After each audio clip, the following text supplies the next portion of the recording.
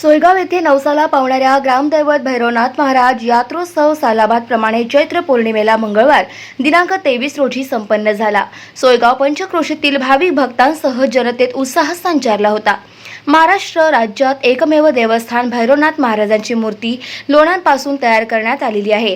अशा प्रकारची एकमेव मूर्ती छत्रपती संभाजीनगर जिल्ह्यातील सोयगाव शहरापासून 2 किलोमीटर अंतरावर आहे। गेल्या 40 ते 50 वर्षापासून भाविक स्वइच्छेने लोणी घेऊन मंदिरात जातात। येथील लोण्यावर लोणी टाकून ही भैरवनाथाची मूर्ती उभी राहिलेली आहे।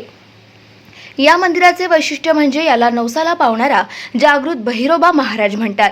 येथे एप्रिल महिन्यात भरणाऱ्या यात्रेसाठी राजस्थान, गुजरात, मध्य प्रदेश व महाराष्ट्रातील कानाकोपऱ्यातून भाविक नवस फेडण्यासाठी येतात।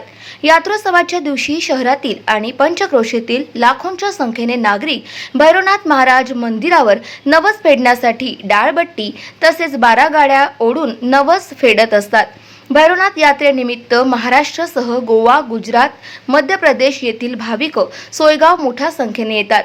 अखंड महाराष्ट्र राज्यात एकमेव लोण्यांची मूर्ती महाराष्ट्रामध्ये एकमेव देवस्थान भैरवनाथ महाराजांची आहे की ती पूर्णपणे लोण्यांपासून तयार करण्यात आली असून महाराष्ट्रात अशा प्रकारची ही एकमेव मूर्ती आहे।